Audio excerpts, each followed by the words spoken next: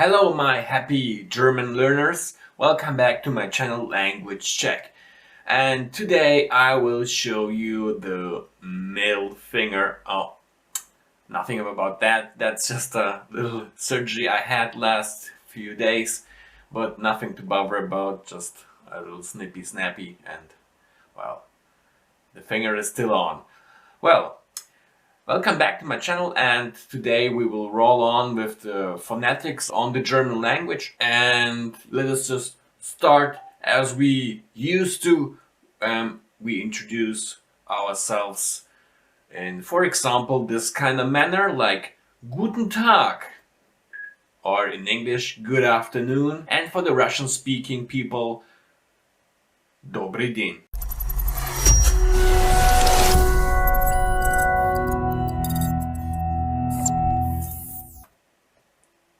Well, today's lesson will be about the double consonants again. So the lesson on the German language that we will have today will be the fourth now, and it will be again about the double consonants. I call it part 2. So here we go. For the last 6 characters we can come across in the German language as doubles. So, and before we start going through some examples I laid out for you, we will have a look at the colors I already introduced last time, but not that officially, so I do it now. And well, red color goes for, of course, the female gender, and the blue one will fit to the male gender. And if we have neuter gender, we have the color green. So yeah, and if we have plural number, which we won't have this time, but next time I guess we will have some plurals.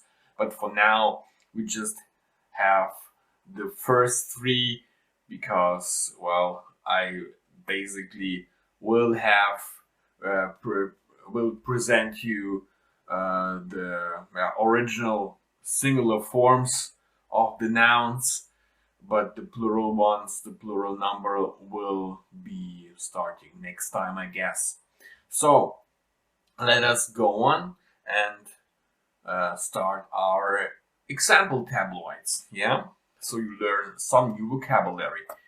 All right, for this slide I will have here the doubles of M, N, and P. So in German you say M, N, P.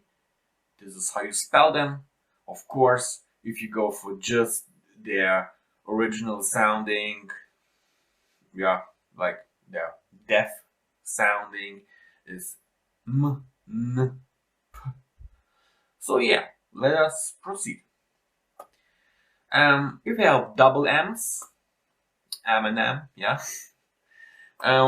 We will have, for example, words, and again, put here verbs and nouns. Only these types of words here together. So, because I think those are the most useful types to get to know first. The adjectives and the prepositions will come later. So, yeah. Here we go. For example, kommen, die Trommel, sammeln, der Hammer, glimmen, der Himmel, bummeln, die Summe. And I think I should spare you the trouble, and alright, I will translate it now. Although the video might take you longer than I actually planned to be. So, kommen means to come, Trommel, the drum, collect, the hammer, of course, glim, the sky, to like walk around looking for stuff in a supermarket, for example, and the sum. So here we go for the next letter, the double N. So again, keep in mind the vowel in front of the double, just like with double M and all the ones we had previously, is cut short when pronouncing. So we have, for example, kennen, brennen, like know and burn, die Kanne, die Pfanne, the can or the pot, and the pan. Beginnen, erinnern, to begin, to remember. Der Mann, die Sonne, die Spinne. So, der man, the sun, and the spider. So, kennen, brennen, Kanne, Pfanne, beginnen, erinnern, der Mann, die Sonne, die Spinne. Alright, here we go to the next double, the double P. So, we have, for example, words like klappen, something works out. Die Kappe, like the cap. Tippen, to type. Die Lippe, the lip. Die Suppe, the soup. Schnappen, to snap. Die Treppe, the stairs actually, but in German it's singular here. Die Treppe. Stoppen, to stop. And der Teppich, the carpet. Alright. So, again, klappen, die Kappe, tippen, die Lippe, Suppe, schnappen, die Treppe, stoppen, der Teppich. So, I hope you heard it all well. So we proceed to the last few letters here, which have doubles. Alright, and those are R, S, T, or in German, R, S, T, if you spell them. But in their deaf sense, in the deaf way of sounding, is R, S, T. Alright, for the double R's, we have, for example, irren, to do something wrong, to think wrong. Herr, Mr. Der Terror. So obviously Herr was der Herr and der Terror. Terror, I don't have to translate this one. Schnorren, ask people for money, for example, or for stuff, but in a not so nice way. Die Dürre, on hot summer days, everything is dry, so die Dürre. Sperren, to lock out, or to lock something. Das Geschirr, kitchen stuff like dishes and cups. Starren, to stare. Die Gitarre, yeah, the guitar obviously. Alright, that's for the double R's. Then we have the double S.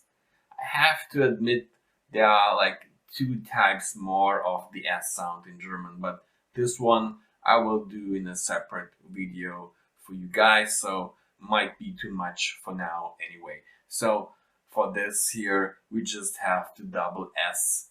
So yeah, and it is treated again that the vowel in front of it gets cut short, just like we used to have so far with the doubles, and explosively short. Yeah. So, for example, we have words like wissen, to know stuff concretely, like in a scientific manner, to have knowledge. Die Kasse, the cashier. Die Tasse, the cup. Müssen, to must. Der Kuss, the kiss. Die Nuss, the nut. Essen, to eat. Adresse, the address. Lassen, let, to let. Das Wasser, the water. Der Stress, the stress, of course.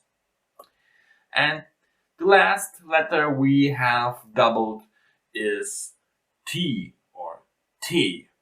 So, which verse might that be? For example, we have words like retten, to save someone. Die Wette, a bet. Die Bitte, a bidding. Sometimes you just say to ask people for some help, like bitte helfen Sie mir. In this kind of way, you can use this word here already. And the most obvious way to use it is like if someone thanks you by danke, and you go back on him and say, here you are, bitte, like in this kind of way. All right. Then we have words like klettern, to climb, das Futter, the food for animals, das Bett, the bed, schütteln, to shake something, shake, yeah. Das Wetter, the weather, of course.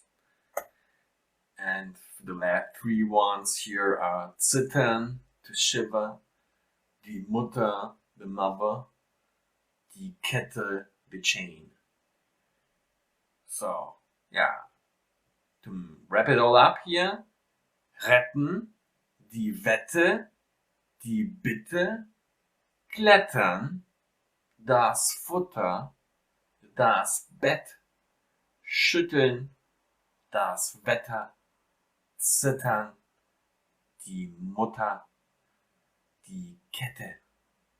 All right. And that's it for today, guys. Yeah.